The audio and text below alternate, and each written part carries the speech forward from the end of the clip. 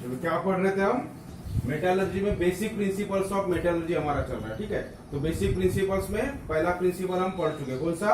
Concentration of ore. तो उसकी अलग अलग जो मेथड्स थी वो हमने पढ़ लिया। अभी सेकंड जो प्रिंसिपल है वो क्या है? एक्सट्रैक्शन ऑफ मेटल्स, ठीक है।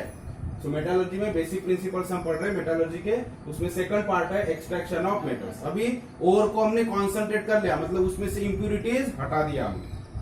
इधर में इंप्यूरिटीज हटने के बाद वो ओर क्या हो गया? अभी कॉन्सेंट्रेट हो गया, मतलब मैक्सिमम प्रोपोर्शन उसमें अभी मेटल का है। इधर में बाकी इंप्यूरिटीज हमने हटा दी सिंपल मेथड से।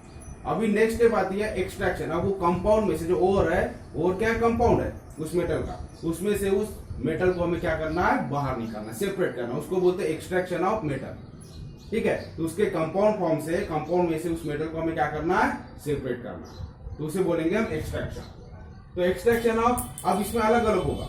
अब हमें एक्सट्रैक्शन करना है मेटल का, लेकिन किसके ऊपर डिपेंड है?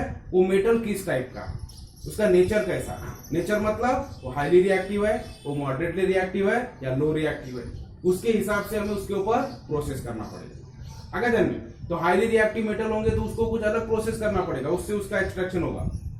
और अगर मॉडरेटली रिएक्टिव है तो उसको थोड़ी अलग प्रोसेस करना पड़ेगा, क्योंकि केमिकल रिएक्टिविटी क्या होती है? अलग अलग है। हाईली रिएक्टिव मतलब बहुत ज्यादा रिएक्टिव है, तो उसको एक्सट्रैक्शन हम सारे मेटल्स को एक तरह से नहीं कर सकते।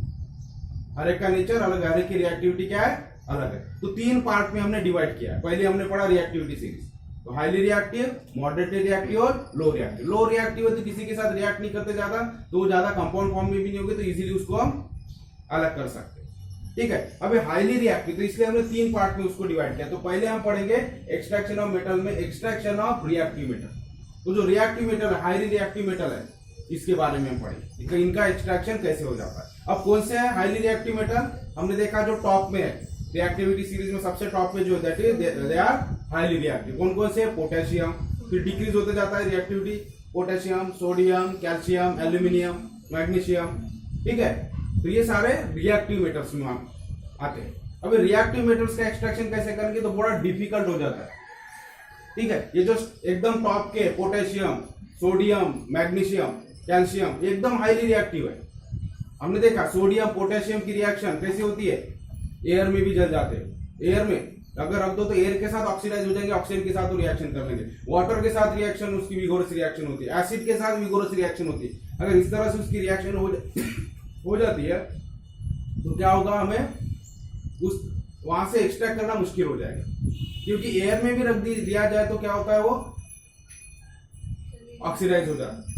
आगे जानिए, इसलिए जो रिएक्टिव मेटल्स है like sodium, potassium, magnesium, calcium, इसको एक्सट्रैक्ट करने के लिए कौन सी टेक्निक यूज की जाती है?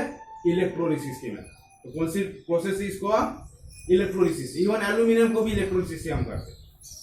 आगे ध्यान, क्योंकि हाईली रिएक्टिव एलिमेंट्स में आते हैं, हाईली रिएक्टिव मेटल्स में आते हैं। Potassium, sodium, magnesium, calcium, aluminium, ये सारे कौन सी में आते हैं? हाईली रिएक्टिव मेटल्स में। तो इनको हम इलेक्ट्रोलिसिस से इनके कंपाउंड से अलग करते हैं। अब इलेक्ट्रोलिसिस यानी क्या होता है? हमने पढ़ा, लास्ट ईयर भी पढ़ा। इलेक्ट्रोलिसिस यानी एक इलेक्ट्रोलाइट यूज किया जाता है, ठीक है, और इलेक्ट्रोलाइट में हम दो इलेक्ट्रोड डालते हैं, एक पॉजिटिव वाला होता है, एक निगेटिव वाला, ठीक है। तो पॉजिटिव इलेक्ट्रोड को क्या बोलते हैं? क्या बोलेंगे?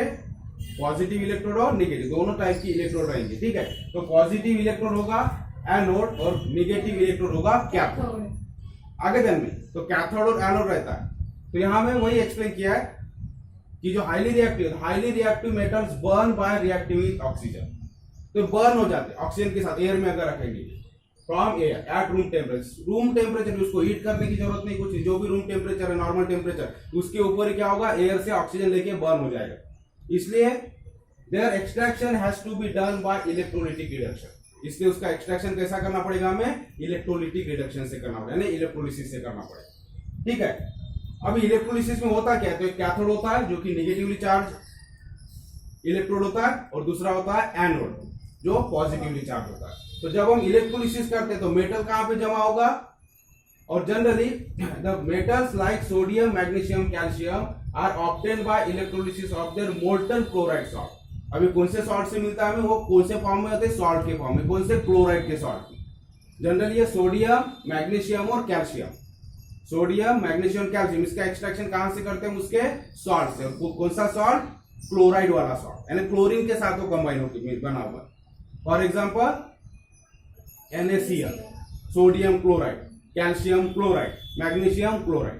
तो उसके क्लोराइड वाले सॉल्ट में से हम इसको इलेक्ट्रोलिसिस से सोडियम को अलग कर सकते हैं, मैग्नीशियम को अलग कर सकते हैं और कैल्शियम को अलग। ठीक है, तो क्या होगा, द मेटल्स आर डिपॉजिट। तो जब हम इलेक्ट्रोलिसिस करेंगे तो मेटल कहां पर डिपॉजिट होता है बोलते हैं, कैथोड पे। दो जो हमारे इलेक्ट्रोलिसिस में जो दो इलेक्ट्रोड है, एक कैथोड होता है, एनोड होता है। तो मेटल कहां पे डिपॉजिट होगा कैथोड के पास। और फिर क्लोरीन, इसमें दो एलिमेंट रहेंगे, एक तो मेटल रहेगा और दूसरा क्लोरीन रहेगा। ये कंबाइन हुआ मेटल के साथ क्लोरीन, जो कंपाउंड है जो और है कौन से फॉर्म में, क्लोराइड के फॉर्म में, उस मेटल का क्लोराइड होगा वो। तो जब हम इलेक्ट्रोलिसिस करेंगे तो दोनों सेपरेट हो जाते हैं। सोडियम क्लोराइड में से सोडियम अलग हो जाएगा और क्लोरीन अलग हो जाएगा। कैल्शियम क्लोराइड में से कैल्शियम अलग हो जाएगा, क्लोरीन अलग हो जाएगा। तो क्लोरीन क्या है, गैस है। ठीक है, और हमारा मेटल हमें अलग मिलेगा। तो मेटल कहां डिपॉजिट होता है बोलते हैं, कैथोड के ऊपर, जो निगेटिवली चार्ज इलेक्ट्रोड होता है। तो कैथोड के ऊपर ये मेटल जमा होता है और जो क्लोरीन गैस रिलीज हो रही है वो कहां होती है, एनोड के पास होते हैं। सो while chlorine gas is liberated at the anode, positively charge electrode. समझ में आ गया। तो जो हाईली रिएक्टिव मेटल्स है like sodium, potassium, calcium, magnesium, aluminium, ठीक है, इनका एक्सट्रैक्शन कैसे करते हैं हम, इलेक्ट्रोलिसिस से करते हैं। फिर इलेक्ट्रोलिसिस जब करते हैं हम तो उसमें इलेक्ट्रोलिसिस में दो इलेक्ट्रोड यूज करते हैं, कैथोड और एनोड। तो जो मेटल होता है वो कैथोड के पास डिपॉजिट हो जाता है और वहां से उसको हम अलग कर लेते हैं। और जो गैस होती है ये कहां डिपॉजिट होती है, ये किधर लिबरेट होती है, एनोड के पास में। क्योंकि एनोड क्या है, पॉजिटिव है, और गैस के ऊपर, क्लोरीन के ऊपर कौन सा चार्ज रहेगा, निगेटिव चार्ज। तो निगेटिव चार्ज किधर जाएगा, पॉजिटिव चार्ज की तरफ, पॉजिटिव इलेक्ट्रोड की तरफ। और मेटल पे कौन सा चार्ज होता है, निगेटिव चार्ज। ठीक है, हमने देखा पहले मेटल क्या होते हैं, इलेक्ट्रोपॉजिटिव, मतलब मेटल की टेंडेंसी क्या है, इलेक्ट्रॉन लूज करने की। तो वो क्या फॉर्म करते हैं, पॉजिटिव आयन, कैटायन फॉर्म करते हैं। ठीक है, तो जब भी तो मोल्टन स्टेट में होगा, कौन से स्टेट में, electrolysis molten. The metals like sodium, magnesium, calcium are obtained by electrolysis of their molten chloride salt. Molten, तो हमने देखा क्लोराइड सॉल्ट है मतलब मेटल और क्लोरीन की रिएक्शन हुई है, मतलब मेटल और नॉन मेटल की रिएक्शन है। तो मेटल और नॉन मेटल की रिएक्शन बनके क्या होता है, आयोनिक कंपाउंड बनेगा। और आयोनिक कंपाउंड जब वो अपने सॉलिड फॉर्म में है, ठीक है, तो उसमें से कंडक्शन नहीं होगा इलेक्ट्रिसिटी का, ये हमने पढ़ा था। तो वो मोल्टन स्टेट में होगा तभी वो आयन में कन्वर्ट होगा। तो मोल्टन स्टेट का, जब वो मोल्टन स्टेट है उसका हम इलेक्ट्रोलिसिस का, मेल्ट हुआ, ठीक है, लिक्विड फॉर्म में, एक्वस फॉर्म में। समझ में आ गया। तो अब 1 बाय 1 देखेंगे कि सोडियम का किस तरह से हम इलेक्ट्रोलिसिस करते हैं। सोडियम का देखेंगे इलेक्ट्रोलिसिस रिएक्शन देखेंगे यहाँ शॉर्ट में कि कैथोड पे क्या रिएक्शन होती है, एनोड पे क्या रिएक्शन होती है। फिर मैग्नीशियम की कैथोड पे क्या रिएक्शन होती है, एनोड पे क्या रिएक्शन होती है, और कैल्शियम के लिए। तो तीनों एग्जांपल देखेंगे आप। तो समझ में आ गया यहाँ तक, ठीक है। अभी एग्जांपल देखेंगे, तो नोट कर लो इसे।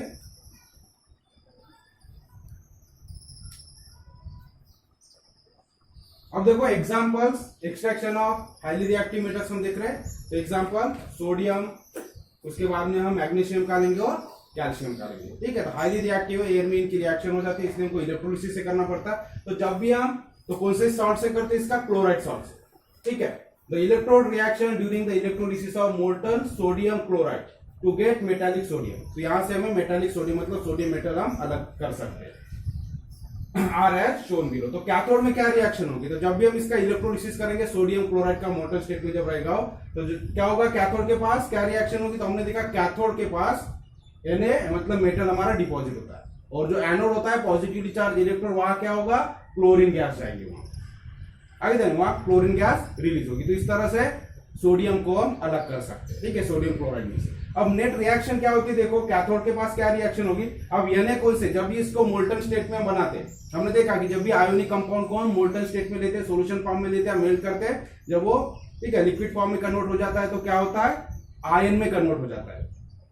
उसके जो कंपोनेंट है जिससे वो बना, NaCl कैसे बना है, सोडियम और क्लोरीन से, ठीक है। तो जब वो सॉलिड स्टेट में है तब वो आयन में कन्वर्टिंग था, उसके आयन एक दूसरे से आयनिक बॉन्ड से जुड़े हुए होते हैं, ठीक है, तो न्यूट्रल होता है। लेकिन जब मोल्टन स्टेट में कन्वर्ट हो जाएगा तो क्या होगा, आयन सेपरेट हो जाते हैं, ये Na प्लस और Cl- इस आयन में कन्वर्ट हो जाएगा, ठीक है। तो जब भी इलेक्ट्रोलिसिस होगा, Na क्या है, प्लस आयन है, 1 पॉजिटिव चार्ज है उसके ऊपर, और तो ये क्या करेगा, 1 इलेक्ट्रॉन गेन करेगा। अब देखो नॉर्मल जो एलिमेंट है हमने पहले देखा, Na का इलेक्ट्रॉनिक कॉन्फ़िगरेशन क्या है 11, इस Na का एटॉमिक नंबर 11 है, इलेक्ट्रॉनिक कॉन्फ़िगरेशन क्या है 281। ठीक है, तो इसने Na प्लस में कन्वर्ट करने के लिए, मतलब जब इसकी रिएक्शन हुई थी NaCl के साथ, तो इसने 1 इलेक्ट्रॉन लूज किया था। ठीक है, एक इलेक्ट्रॉन इसने छोड़ दिया, तो ये क्या बन गया Na प्लस। अब फिर से इसको अगर Na बनना है ओरिजिनल, तो क्या करना पड़ेगा, अपना दिया हुआ इलेक्ट्रॉन वापस लेना पड़ेगा। वो Na प्लस क्यों बना हुआ है, इलेक्ट्रॉन उसने छोड़ दिया आगे दिन में, लूज किया हुआ इलेक्ट्रॉन, तो वो आयन फॉर्म में चार्ज पार्टिकल में कन्वर्ट हुआ। लेकिन उसको अगर नॉर्मल एटम में कन्वर्ट होना है तो क्या होगा, तो उसको, ठीक है, हमें जो मेटल चाहिए वो कैसा चाहिए, नॉर्मल एटम में चाहिए। ठीक है, मेटालिक फॉर्म में चाहिए, तो उसको क्या करना, क्या होना पड़ेगा, नॉर्मल एटम में कन्वर्ट होना पड़ेगा, मतलब जितनी उसके इलेक्ट्रॉन्स थे पूरे लेने पड़ेंगे। तो ये जो रिएक्शन होती है तो क्या होगा, ये Na प्लस एक इलेक्ट्रॉन गेन कर लेगा। अब एक इलेक्ट्रॉन फिर से गेन कर लेगा, ये लूज कर लिया था तो क्या बना, Na प्लस बन गया। ठीक है, लूज करने से तो ये क्या होगा, फिर से ये 1 इलेक्ट्रॉन ले लेगा, तो काय में कन्वर्ट हो जाएगा, Na में कन्वर्ट हो जाएगा। ठीक है, एक इलेक्ट्रॉन दिया हुआ है उसने, इसलिए वो Na प्लस है, मतलब चार्ज पार्टिकल है, आयन है। तो फिर से अगर वो गेन कर लेगा तो ओरिजिनल एटम बन जाएगा, जितने इलेक्ट्रॉन थे पहले उतने उसमें आ जाएंगे। तो क्या होगा, Na क्या करता है, एक इलेक्ट्रॉन यहां गेन कर लेता है और काय में रिड्यूस हो जाता है सोडियम। अब हमने पिछले चैप्टर में देखे कौन से, इसमें केमिकल रिएक्शन में ऑक्सीडेशन रिडक्शन। तो जब भी कोई एटम रिएक्शन में, जब भी कोई रिएक्टर इलेक्ट्रॉन गेन करता है तो क्या कौन सी रिएक्शन होती है, वो रिडक्शन रिएक्शन होती है, देखा हमने। और ऑक्सीडेशन कब होता है, जब इलेक्ट्रॉन लूज होता है। तो यहां कौन सी रिएक्शन होगी, ऑक्सीडेशन रिडक्शन रिएक्शन। ठीक है, तो ऑक्सीडेशन रिडक्शन होगा, इसलिए यहां देखो हमने यूज किया है वर्ड द ठीक है, इसके पहले जो आपको लिख के दिया था उसमें क्या था कि मेटल रिड्यूस हो जाता। ठीक है, कैथोड के पास में रिड्यूस होगा, तो Na प्लस और इलेक्ट्रॉन ले लेगा ये, तो Na में इसका रिडक्शन होकर Na वहां मेटल तैयार हो जाएगा, कैथोड के पास में डिपॉजिट हो जाएगा। और फिर एनोड में क्या रिएक्शन होगी, एनोड के पास तो जो क्लोरीन है, क्लोरीन आयन है, ठीक है, ये कौन सा होता है, निगेटिव आयन। अब निगेटिव आयन क्यों बना है, इसने इलेक्ट्रॉन लिया है। ठीक है, तो क्लोरीन का एटॉमिक नंबर है 17, इसका इलेक्ट्रॉनिक कॉन्फ़िगरेशन है 287। इसने क्या किया था, 1 इलेक्ट्रॉन गेन किया था। इलेक्ट्रॉन गेन करने की वजह से Cl माइनस में कन्वर्ट हो गया था। अब फिर से अगर इसको एटम में कन्वर्ट होना है तो क्या करना पड़ेगा, जो लिया हुआ इलेक्ट्रॉन है लूज करेगा आगे ओरिजिनल स्टेट में आने के लिए। तो क्या होगा, यार Cl माइनस अपना इलेक्ट्रॉन लूज कर रहा है, यहां प्लस मतलब छोड़ दिया उसने। अब जब Cl माइनस लिया इलेक्ट्रॉन लूज करेगा तो वो क्या होगा, एटम में कन्वर्ट हो जाएगा, क्योंकि ओरिजिनल उसका इलेक्ट्रॉनिक कॉन्फ़िगरेशन अचीव हो जाएगा जो 287 है। इलेक्ट्रॉन लेने से क्या हो गया, 288 हो गया आगे दिन में। तो यहां क्या होगा, इलेक्ट्रॉन लूज कर रहा है तो ऑक्सीडेशन रिएक्शन हो रही है, तो क्लोरीन का ऑक्सीडेशन होगा और जो Na क्या है, रिडक्शन होके Na मेटल हमको मिलेगा, सोडियम मेटल मिलेगा। अब इसे बैलेंस करने के लिए हमने क्योंकि Cl2 क्लोरीन कौन से फॉर्म में, गैसियस फॉर्म में, और क्लोरीन डायएटॉमिक है, मतलब उसका एक मॉलिक्यूल 2 एटम से बनता है। तो जब क्लोरीन गैस रिलीज होगी तो 2 एटम से एक मॉलिक्यूल बनेगा क्लोरीन का, तो 2 एटम के लिए तो Cl2 बनेगा आगे दिन में गैस। अब Cl2 बनेगा, इसलिए Cl को हम इधर 2 लगाएंगे इस इक्वेशन को बैलेंस करने के लिए। तो इसको 2 से मल्टीप्लाई किया तो इलेक्ट्रॉन में कितने लगेंगे, 2 एटम है, इसका मतलब क्या हो गया, क्लोरीन के 2 एटम। ठीक है, तो 2 इलेक्ट्रॉन, तो एक एटम एक इलेक्ट्रॉन लूज कर रहा है, तो 2 एटम 2 इलेक्ट्रॉन लूज करेंगे, तो कितने इलेक्ट्रॉन लूज हो रहा है, 2 इलेक्ट्रॉन। समझ में आ रहा है, और यहाँ एक इलेक्ट्रॉन गेन कर रहा है। तो ये हो गई सोडियम की। सोडियम का एक्सट्रैक्शन कैसे होता है, तो सोडियम को हम कैसे सेपरेट करते हैं, सोडियम हमें कैसे मिलता है, तो सोडियम क्लोराइड से मिलता है। सोडियम क्लोराइड को हम इलेक्ट्रोलिसिस करते हैं, तो इलेक्ट्रोलिसिस में कैथोड जो कि निगेटिवली चार्ज इलेक्ट्रोड होता है, वहां पर सोडियम डिपॉजिट होता है, और जो क्लोरीन गैस है वो एनोड के पास रिलीज हो जाती है, और कैथोड के पास जो मेटल डिपॉजिट होगा इसको हम अलग सेपरेट कर लेते हैं, और इस तरह से हमें सोडियम मिलता है। समझ में आ गया। उसी तरह से अब नेक्स्ट एग्जांपल देखेंगे मैग्नीशियम की। ठीक है, द इलेक्ट्रोड रिएक्शन, तो आपको इलेक्ट्रोड रिएक्शन पूछी जा सकती है, what is the electrode reaction of electrolysis of sodium chloride. ठीक है, तो सोडियम क्लोराइड की इलेक्ट्रोलिसिस क्या होगी, for the extraction of sodium. उसी तरह से मैग्नीशियम की क्या होगी, आपकी बुक में क्वेश्चन भी दिया हुआ।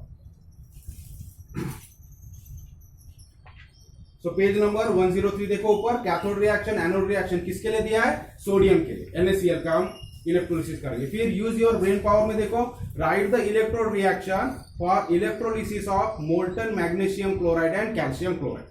तो आपको लिखना है, ठीक है, राइट द इलेक्ट्रोड रिएक्शन। तो इलेक्ट्रोड रिएक्शन लिखेंगे हम electrolysis of molten magnesium chloride और कैल्शियम क्लोराइड। तो मैग्नीशियम क्लोराइड के लिए the electrolytic reduction for electrolysis of molten magnesium chloride करेंगे, ठीक है।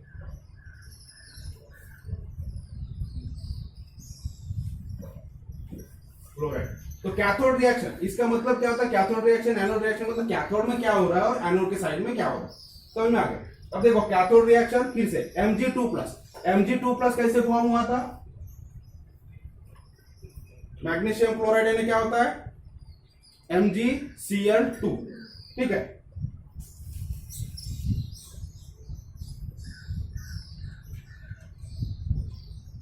मैग्नीशियम क्लोराइड MgCl2, ये इसका फार्मूला। ये कैसे बना? तो Mg में आखिरी क्वेश्चन में Mg का एटॉमिक नंबर कितना है? 12। तो इसका इलेक्ट्रॉनिक कॉन्फ़िगरेशन क्या होगा? 282, मतलब ये 2 इलेक्ट्रॉन लूज कर रहा। अब ये 2 इलेक्ट्रॉन लूज करेगा मतलब कितना चार्ज होगा इसके ऊपर? Mg2+। 1 इलेक्ट्रॉन लूज कर रहा है 1+ चार्ज, ठीक है। 2 इलेक्ट्रॉन लूज कर रहा है 2+ चार्ज हो जाएंगे, ठीक है। तो 2 इलेक्ट्रॉन लूज किया इसलिए 2+ चार्ज इसके ऊपर आ गए। लेकिन क्लोरीन तो एक ही एटम ले रहा है, एक ही इलेक्ट्रॉन ले रहा है। क्लोरीन का इलेक्ट्रॉनिक कॉन्फ़िगरेशन 7 है, 287 है। ये कितना इलेक्ट्रॉन लेगा? 1 इलेक्ट्रॉन लेगा। आगे जानने, अब ये देने वाले के पास 2 इलेक्ट्रॉन है, लेकिन क्लोरीन जब गैस उसके साथ रिएक्ट होगी तो एक एटम के पास एक ही लेने की कैपेसिटी है। मतलब मैग्नीशियम को कितने एटम चाहिए लेने के लिए? 2 एटम चाहिए क्लोरीन के, समझ में आ गया। तो मैग्नीशियम 2 इलेक्ट्रॉन दे रहा है, लेकिन क्लोरीन का एक एटम एक ही इलेक्ट्रॉन ले सकता है, इसलिए क्लोरीन के कितने एटम चाहिए मैग्नीशियम के साथ? 2 एटम। तब मैग्नीशियम के दोनों लूज किए हुए इलेक्ट्रॉन गेन हो जाएगा, तो रिएक्शन होगी। इसलिए एक मैग्नीशियम का एटम 2 क्लोरीन के साथ रिएक्शन करता है। आगे दिन में ये एक क्लोरीन एक वाला इलेक्ट्रॉन ले लेगा और दूसरा क्लोरीन एटम दूसरा इलेक्ट्रॉन ले लेगा। तो फार्मूला क्या बन गया? MgCl कितने? 2, क्लोरीन के 2 एटम। तो इस तरह से MgCl2 तैयार होगा। आगे दिन में MgCl2 कैसे बनता है? तो Mg 2 इलेक्ट्रॉन लूज करता है क्योंकि उसके आउटर मोस्ट शेल में 2 इलेक्ट्रॉन है, लेकिन 2 इलेक्ट्रॉन गेन करने के लिए क्लोरीन के कितने एटम चाहिए? 2, क्योंकि एक एटम एक ही इलेक्ट्रॉन ले सकता है। इस तरह से MgCl2 का फॉर्मेशन होता है। अब जब ये मोल्टन स्टेट में तो क्या हो जाएगा? फिर से अलग अलग हो जाएंगे। तो Mg+ अलग हो जाएगा, Mg2+ अलग हो जाएगा और Cl- अलग हो जाएंगे।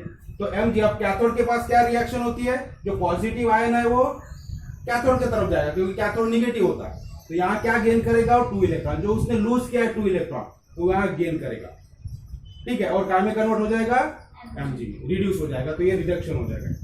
तो इस तरह से कैथोड में हमें मैग्नीशियम मिलेगा। Mg मतलब मैग्नीशियम। अब एनोड में क्या रिएक्शन होगा? फिर से क्लोरीन गैस रिलीज होगी वहां, तो क्लोरीन गैस तो Cl2 में कन्वर्ट होगा और फिर से एक इलेक्ट्रॉन, ठीक है। यहाँ 2 एटम है इसलिए 2 इलेक्ट्रॉन रिलीज हो रहा है और Cl2 में वो कन्वर्ट होगा। समझ में आ गया? क्लोरीन का सेम रिएक्शन जैसे यहाँ हुआ।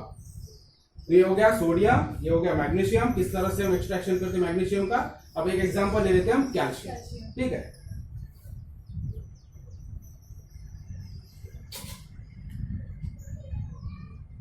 तो नोट कर लो इसे, examples 1, 2, extraction of sodium, extraction of magnesium.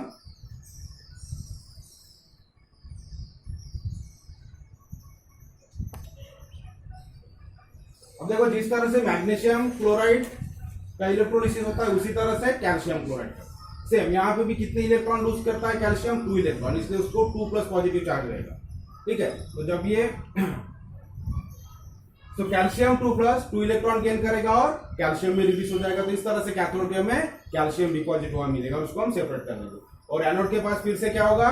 Chlorine gas तैयार होगी। तो क्लोरीन का जो आयन है ये क्या करेगा? अनायन 2 इलेक्ट्रॉन लूज करेंगे, ठीक है। तो यहाँ एक एटम है तो एक इलेक्ट्रॉन लूज करेगा, तो 2 एटम है तो 2 इलेक्ट्रॉन, इसलिए यहाँ 2 इलेक्ट्रॉन दिखा रहे हैं क्योंकि Cl2 गैस बन रही है। तो Cl2 गैस बनने के लिए 2 चाहिए एटम, ठीक है। तो 2 इलेक्ट्रॉन, 2 एटम में से 2 इलेक्ट्रॉन लूज हो जाएगा। इस तरह से Cl2 गैस हमारी रिलीज होगी। तो Cl2 क्लोरीन गैस अलग हो जाती है और जो मैग्नीशियम है या सोडियम है या कैल्शियम हमें कैथोड के पास मिलता है, फिर उसे हम सेपरेट करके प्यूरिफाई करते हैं और इस तरह से हमें मेटल मिल जाता है। ठीक है, तो इस तरह से हो गया एक्सट्रैक्शन ऑफ रिएक्टिव मेटल्स। अब इसमें हम डिटेल में पढ़ेंगे एल्यूमिनियम का एक्सट्रैक्शन, टोटल प्रोसेस, मतलब माइन से निकालने से लेके, ठीक है, पहले लीचिंग प्रोसेस से लेके। तो एल्यूमिनियम का इजीली इस तरह से नहीं होता कि डायरेक्ट उसको इलेक्ट्रोलिसिस कर लिया और ठीक है, तो उसको पहले इंप्योरिटीज वगैरह सब हमको हटाना पड़ेगा। तो जो स्टार्टिंग से जितनी भी प्रोसेस है उसकी, ठीक है, कॉन्सेंट्रेशन ऑफ ओर, फिर एक्सट्रैक्शन और फिर प्यूरिफिकेशन, तो पूरा वो हम डिटेल में पढ़ेंगे एल्यूमिनियम। तो extraction of aluminium next video में देखेंगे।